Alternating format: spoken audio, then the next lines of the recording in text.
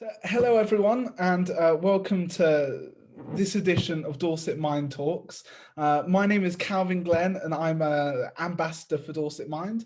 I've been ambassador for around 5 years now, and go around public speaking, talk about mental health, and I've been massively involved in the setup of the young people services, Dorset Mind Your Head. But most importantly, with regards to this, I'm also currently a student, and like many students,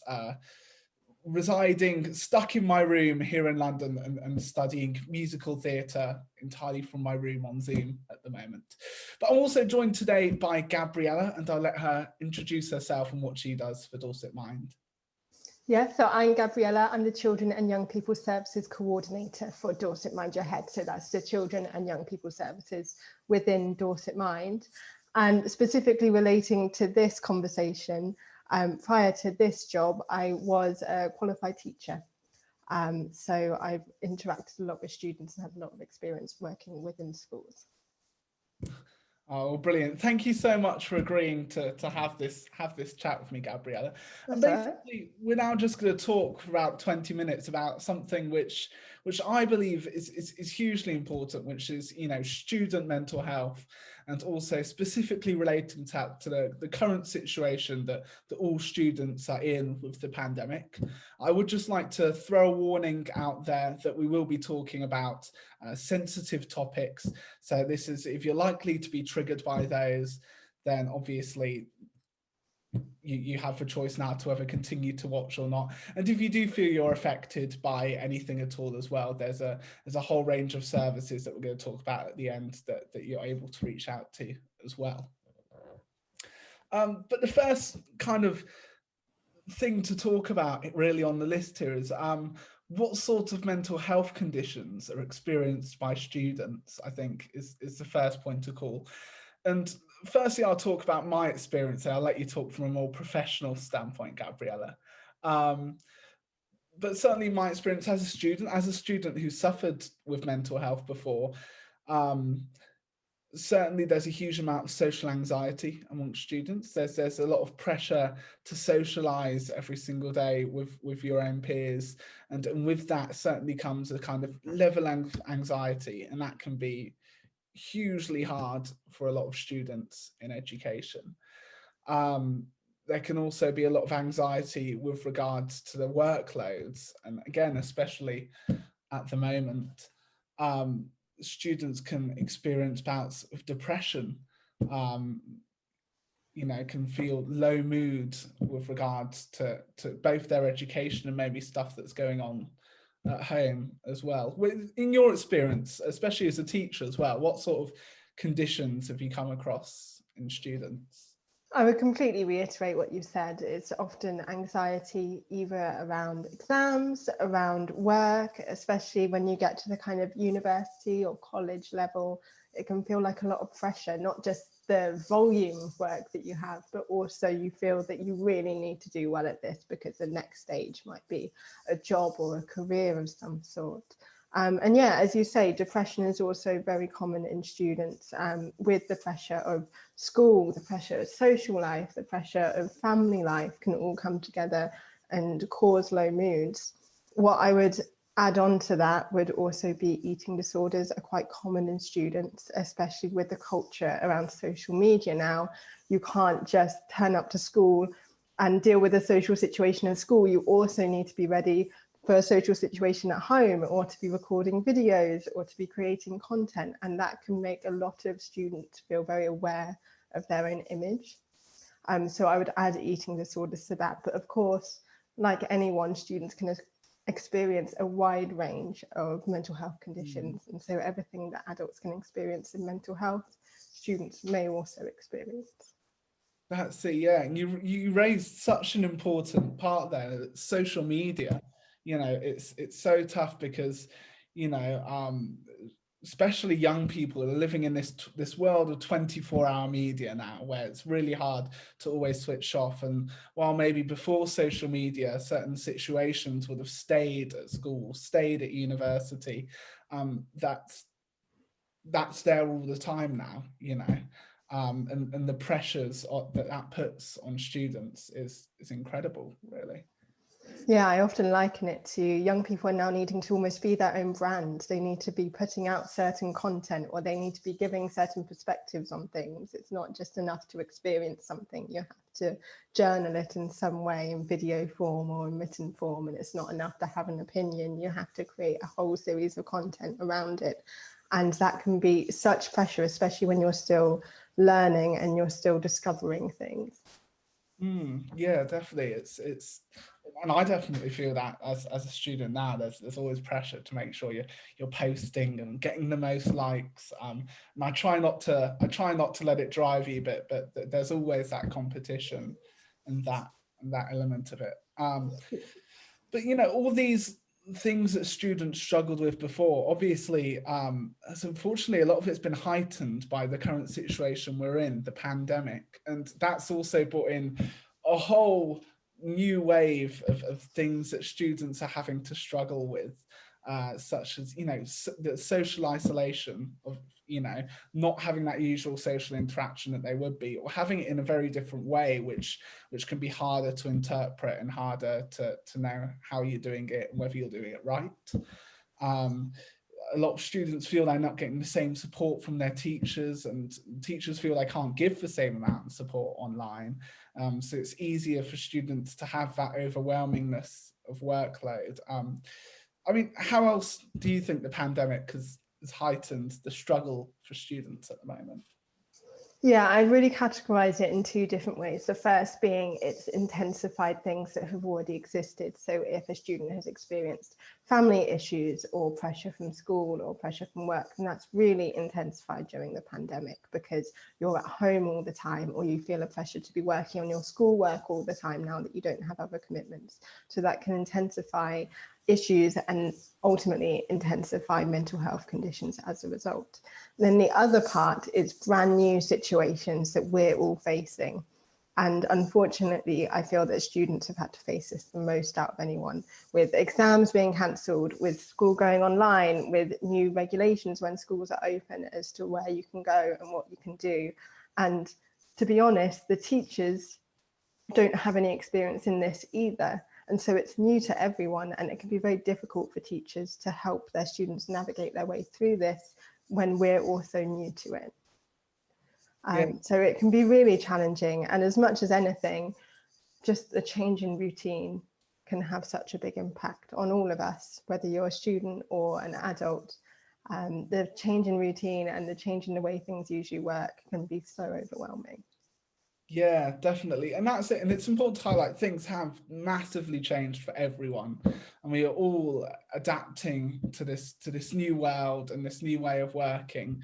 But obviously, the reason I'm very passionate about student mental health and young people's mental health, and the reason I've always been very passionate about that, is obviously if we can help young people to become mentally healthy, then obviously they will turn into hopefully mentally healthy adults too. I think it's really important to be looking after student mental health at the moment. So I mean, obviously students are experiencing a whole heap of these issues, and there's articles out there at the moment. Student Minds was saying they believe from some of their preliminary research that student mental health has increased by 40% already. That's just in official cases since the start of the pandemic.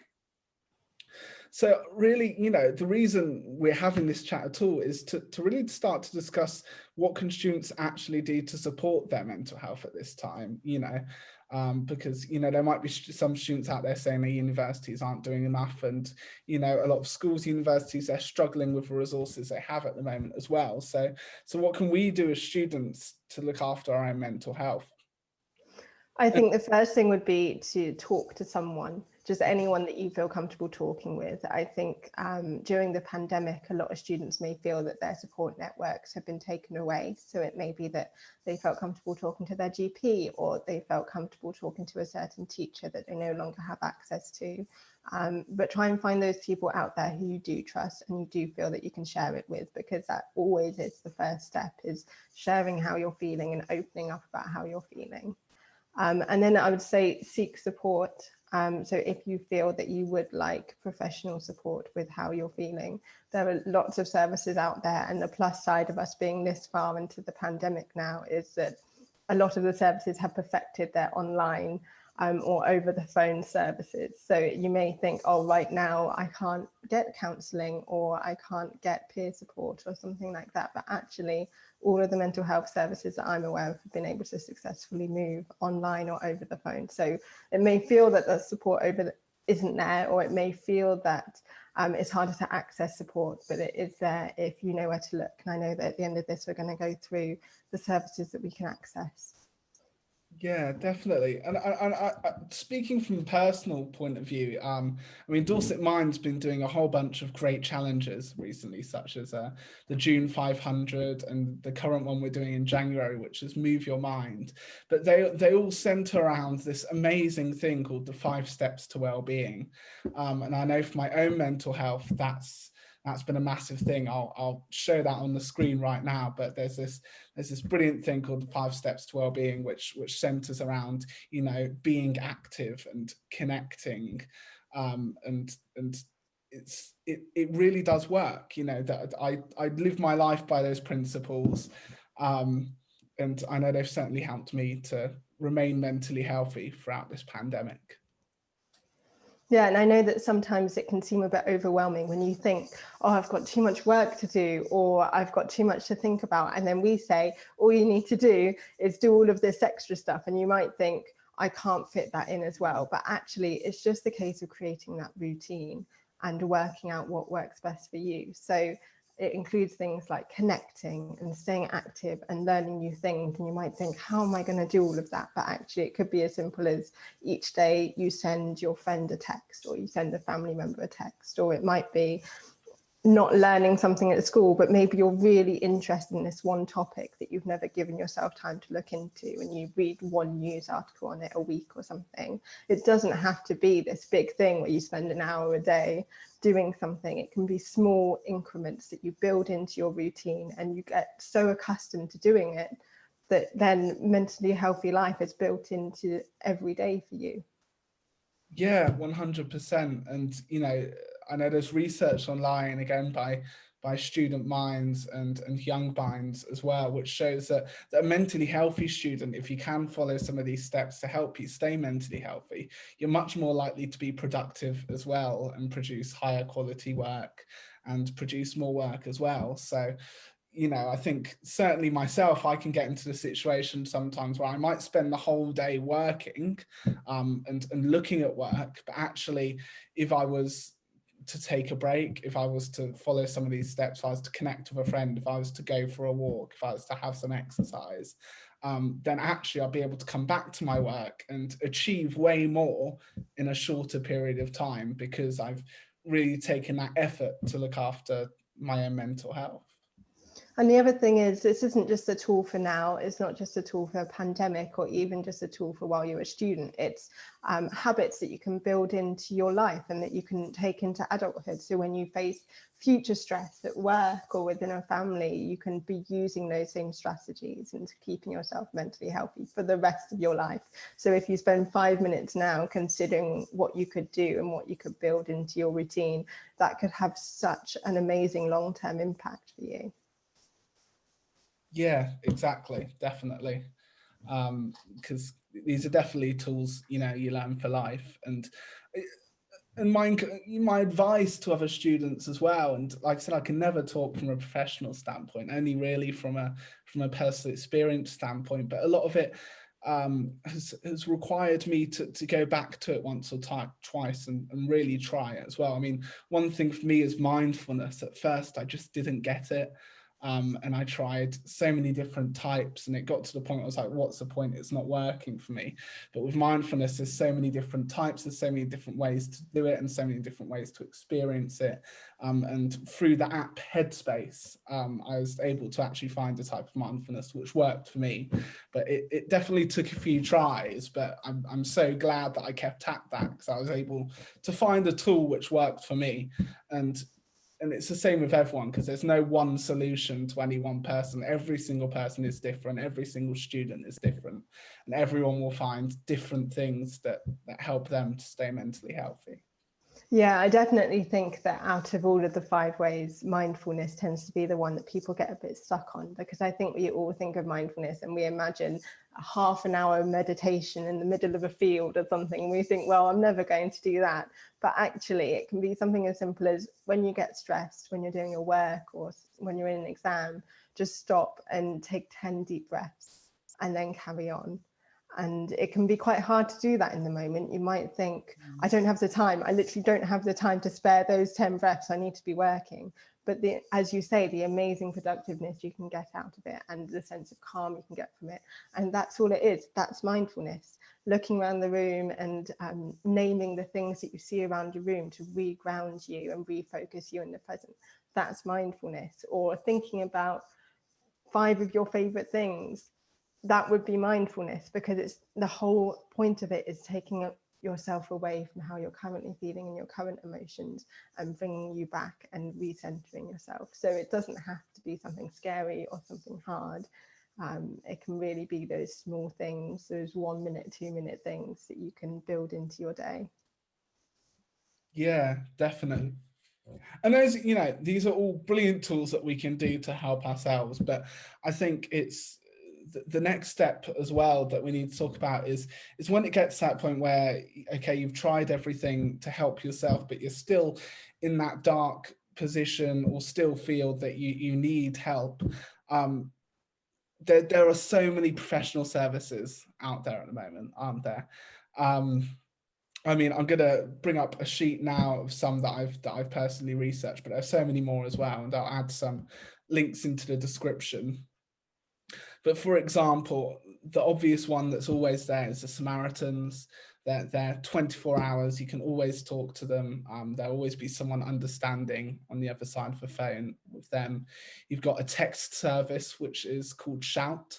Again, it's there 24/7. It's if you're someone who doesn't like interacting on the phone or find that's not for you, that you can text the counsellor at any point.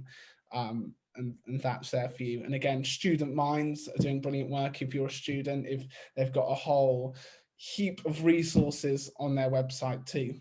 But more importantly, Dorset Mind have got some brilliant stuff available at the moment as well, if you're a student living in Dorset. And I'll pass over to Gabriella to talk about that. Yeah, one thing I'll just say while I remember it is we were talking as our young ambassadors. We have this amazing group of young ambassadors who we work with to create content for our social media and blog posts and resources for schools. And we were speaking end of last year about how I think some people feel, oh, my condition isn't serious enough, or how I'm feeling isn't serious enough to seek support. And it's really important to note that you don't need to reach an serious or a complex point within your mental health to seek support. If you're starting to feel like you might benefit from support, seek it then, because the earlier you start getting help and you start feeling better, then the better it is. So to let you know about Dorset Mind Your Head and what we can offer. So Dorset Mind Your Head is for children and young people aged 11 to 25. And we have a range of different things we can offer to support you. And during the pandemic, a lot of that has moved online, and actually it's worked really well online. So one of our services is our one-to-one counselling service. So this is where you can just sign up and you'll get 6 counselling sessions. So that's usually about 50 minutes once a week over 6 weeks. So all of our sessions are taking place online or over the phone at the moment. If you do feel you want face-to-face counselling, then still sign up. You'll just need to wait until we can return to face-to-face. And those are really good sessions with qualified and amazing counsellors. Yeah, really, really good. And then the next one is our Wellbeing check-in service. This is a brand new service that we've introduced during the pandemic, and we really wanted to create something where young people could get support wherever they were. So this is a service that only takes place over Zoom or over the phone. And when you sign up, you get matched with one of our trained volunteers. And then with that volunteer, you can have weekly or fortnightly phone or Zoom calls. And in those calls, you can talk about how you're feeling. You can talk about any situations you're facing where you're thinking, I'm really not sure what I'm going to do about this, or I want to talk through this with someone who's outside of the situation. That's where our wellbeing check-in comes in. We then also have support groups that are all now online. So we have one that runs online on a Thursday.